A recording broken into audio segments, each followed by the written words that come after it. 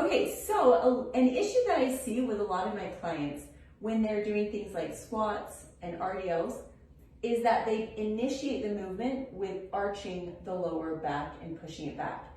So here's what's hard about this is a lot of these movements, like a squat, when we're trying to make it more glute dominant, or RDL, we're trying to work on the glutes, is it is a hip hinge movement. So the movement is pushing back and forward, but we want to do it with a neutral and strong, safe spine. We don't want any arching of the lower back. So I've had a few of my clients recently come in, and as they show me their RDLs or their deadlifts or their squats, we see this issue, and it's very slight, so I want you to watch carefully, but this is typically what I'll see. So go for it, girl, do it. So there's this slight, okay, go up, let's do it one more time. There's a slight, like, extension of the back. Okay, go, do it again, stop, right there. Do you see how this is arched? Okay, she's not in a strong neutral spine. So we need to change that, okay? So let's have you set up how we've been practicing.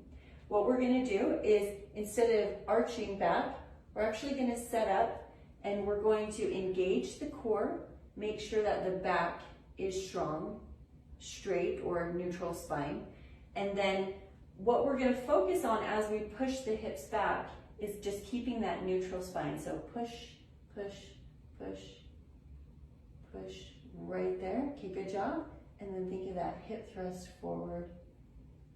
There you go, right there. So can you see the difference? It's very subtle, but if you go and you're doing reps and reps and reps and years of this slight extension back, you are going to build up an injury, especially as you're loading it, right? My RDLs they're near 200 pounds.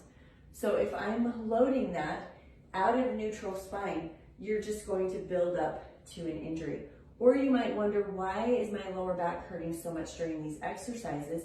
My form is correct, but it's just that very slight extension back, tilting back that's happening, that's giving you that curve and taking you out of neutral spine. So when you set up, you really do want to set up before you even start.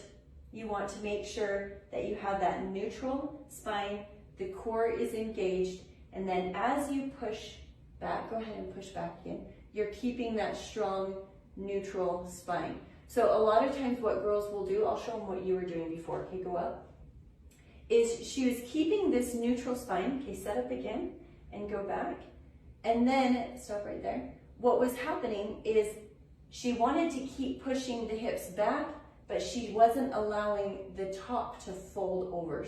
So there was creating that arch because it was fighting to keep up here up while pushing back right here, okay? So that was another issue that was happening with her. Okay, go ahead and stand up. So let's show them again. Neutral spine, engage the core, and then push back while going forward, keeping that neutral spine, push the hips back, back, back, because remember, it's a back forward motion, and then go ahead and push forward. Perfect, beautiful, okay?